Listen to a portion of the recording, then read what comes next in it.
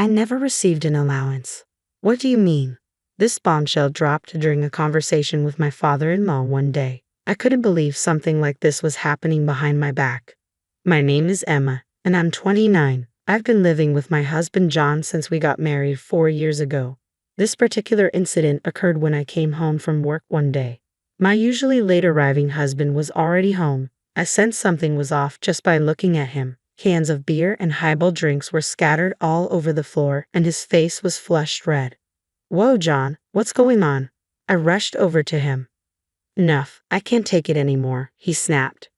"What do you mean? You can't take what? And since when do you drink this much?" "That's my business, darn it." His words came out slurred and harsh. John complained about his company constantly, bad-mouthing his boss and colleagues. Something must have gone wrong at work. Trying to calm him down, I said, "It's been a tough day, huh? I'm making your favorite stew for dinner tonight. Let's eat together."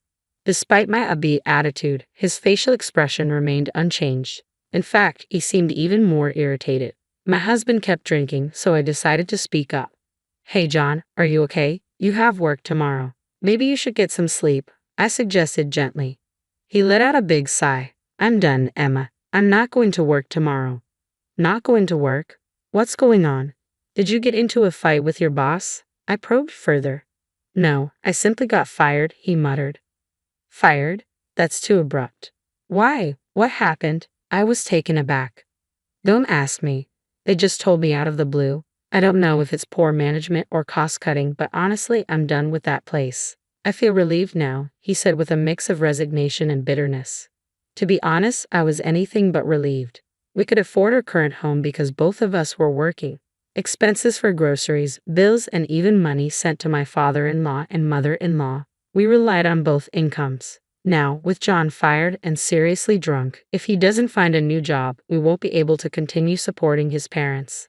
With that thought weighing heavily on my mind, I decided to contact my father-in-law when the time was right. The next morning, as expected, I found my husband asleep on the sofa, empty cans strewn everywhere indicating he had been drinking late into the night. After cleaning up the cans, I called my father-in-law. "Hello, is this father-in-law? Sorry for calling so early." "Oh, Emma, what's going on?" "Well, it's hard to say, but John was suddenly fired." "John got fired? Is this for real?" "Yes, he mentioned something about poor management and cutting personnel costs. It's sudden." As I explained the situation to my father-in-law, I felt terrible. After all, it was thanks to him and mother-in-law that my husband had his job. Ever since we got married, he was addicted to slot machines. In the beginning, I had no idea about his gambling habit and cheerfully saw him off to work each morning. I had always assumed he was genuinely working hard. But when I noticed a tobacco smell coming from my husband who never smokes, I instantly felt something was off. I confronted him right away. He defended himself, saying he started smoking due to stress. "No way, you used to hate smoking so much." My husband's behavior kept getting stranger by the day. The kind and gentle man he once was seemed to disappear, replaced by someone increasingly volatile. One day, he stopped hiding the fact that he was going to the casino. Even worse, he started pouring his entire salary into gambling savings. He didn't care about skipping work anymore. All that mattered was whether he won or lost that day. "Hey, are you really not going to work anymore?" "Shut up. It's none of your business. I'm using my own money, so stay out of it." He rudely dismissed me and hurried out of the house. As always, he came home after losing all his money. When he hit rock bottom, he even asked me for money. "I'll double it and pay you back. Just lend me $300. I'm telling you tomorrow is going to be good." You can't keep borrowing money when your husband is in trouble. His character keeps changing due to gambling. The gentle husband I once knew is long gone. Eventually, he started borrowing money just to gamble. I finally lost it at this point. "Wait, what are you doing? Borrowing money to play slots is absurd, don't you think?" He doesn't show any sign of remorse, no matter how much I press him. In fact, he gets defensive and blames me. "It's your fault, I had to borrow money." "What? I had to take out a loan because you wouldn't lend me money?" This guy is totally addicted to gambling. If I don't stop him now, we'll go bankrupt. "Are you kidding me? I didn't refuse to lend you money because I wanted you to quit playing slots. I'm covering all our living expenses since our savings are gone, and you still blame me." Just lend me the money, I'll win at the slots and prove it. Just listen to me. Have you ever hit a big win? I don't think so. Stop chasing illusions and face reality. Stop interfering with my entertainment. I wish you would at least stay within the bounds of reason. But my husband was fully addicted to gambling. This reckless behavior was tearing our marriage apart. No matter how much I tried to get through to him, he wouldn't listen. I was starting to lose hope. Days became long as I was consumed by my worry. It was my father-in-law and mother-in-law who finally stepped in and set him straight. Do you even realize you have a family? You're racking up debt over slot machines. Apologize to Emma now.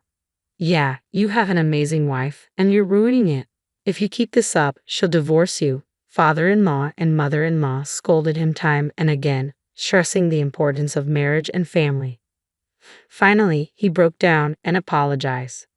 Emma, I'm really sorry. I swear no more slot machines. Please forgive me. Afterwards, my father-in-law said to me, Emma, what our son did is inexcusable. We've also put you through so much. If you can, please find it in your heart to forgive him just this once. Seeing the desperation in my in-law's apology, I decided to give my husband another chance. From there, it was father-in-law and mother-in-law who took on his debt and even helped him find a new job until he got his finances stable. They even sent us living expenses. It was thanks to father-in-law and mother-in-law that we could continue living as we had been. I was grateful from the bottom of my heart and sent them $500 every month to repay the favor. But now, if my husband loses his job, we won't be able to send them anything. I apologized to father-in-law over the phone. Father-in-law, I'm really sorry. I can't believe this is happening while I'm still here. Don't worry about it. It's the company's decision, right? You're not at fault. Father-in-law's kind words touched me deeply. However, I still had to break more difficult news. So, I'm really sorry, but I don't think we can continue sending money to you and mother-in-law anymore. Then father-in-law said in a puzzled tone, a remittance? I never received anything like that, you know. My mind went blank at father-in-law's response. You mean you didn't get the money I've been sending every month? The $500 we've been doing it consistently, haven't we? What are you talking about? I just checked with my wife, and she doesn't know anything about it either. That couldn't be right. I had been scrimping and saving. Last month, I put $500 in an envelope and gave it to my husband. The idea that it never reached father-in-law and mother-in-law. Emma, what's going on here? I don't know myself, but it's true that I've been giving my husband spending money every month to pass on to you. Father-in-law spoke up again after hearing my desperate plea. Emma, can I come over tonight? Let's keep this between us for now, okay? All right, I had definitely been giving my husband the $500. If it hadn't reached father-in-law and mother-in-law, there's only one explanation, my husband. I can't believe this. He must have been using the money for himself. Unforgivable. I'll make him confess everything, and he will face the consequences. An hour later, father-in-law and mother-in-law showed up at our house. When they walked into the living room, my husband looked surprised. Dad, Mom, what are you doing here? He was clearly rattled, and it was obvious he was hiding something. John, is there something you'd like to tell us? Father-in-law indirectly confronted him, but my husband pretended not to know. What are you talking about? Emma must be as confused as I am. Could you just leave? I couldn't take it anymore and yelled at my husband. Stop using me. Just tell the truth now. My husband looked at me with wide eyes. What are you talking about? Don't play dumb. What happened to the money I've been giving you to pass on to your father and mother? I've been giving it to you every month for the past 2 years. Where did it all go? It's not what you think, Emma. There's a reason for this. A reason? Do tell. Where did that money vanish to? Explain it in a way we'll understand. Go on. My husband's face turned increasingly pale, his earlier bravado gone. He couldn't say anything. Finally, realizing he couldn't lie his way out, my husband opened his mouth. I'm sorry. Actually, I've been using it on slot machines. What? Slot machines? You've got to be joking. It was the last thing I wanted to hear. Even after everything that happened in the past, he was gambling again. I can't believe this. You promised you'd never touch slots again. We decided to send money to your parents as a way to make amends for all the trouble you've caused them. What are you thinking?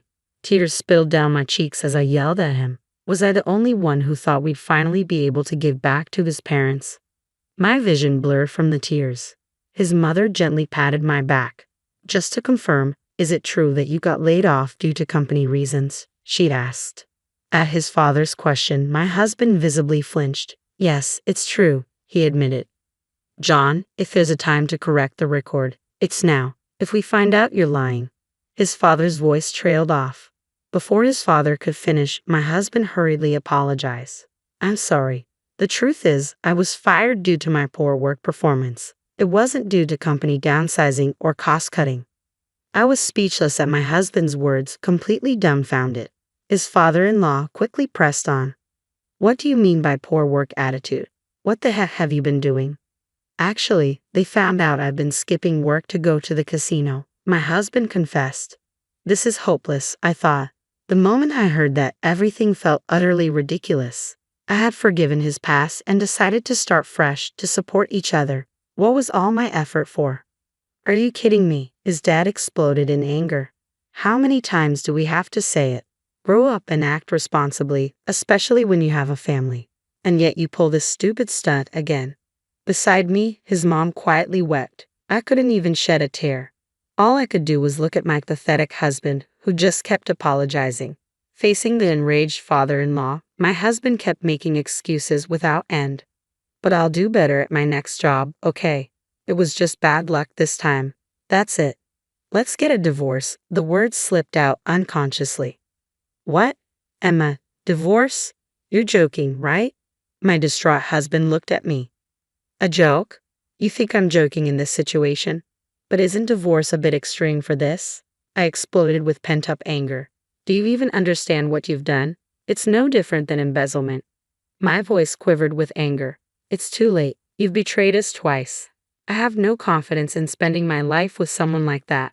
We're getting a divorce. I can't believe this, his dad, who had been watching, nodded in agreement. We don't consider you our son anymore. From now on, we cut our parental ties. What? Wait a minute, Emma. Mom, Dad, you're joking, right? Forgive me, please. My husband pleaded through his tears. Their minds were made up. There was no turning back.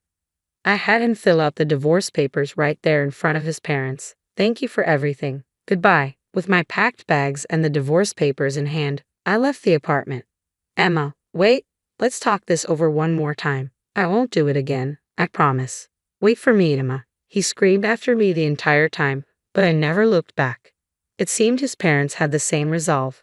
They moved far away right after this incident, making sure he couldn't rely on them anymore. I haven't kept tabs on him since. Rumor has it the debts from his gambling have piled up, and he's in a tight spot now, apparently scraping by and running away from creditors. Hearing about his predicament doesn't stir any feelings in me. It's all his own doing. On the other hand, I've been living a fulfilling life. I still maintain a good relationship with his parents. We even meet up for meals during my days off. Marrying him was a mistake, but meeting such wonderful in-laws has become a treasure for me. Going forward, I want to give back to them as much as I can.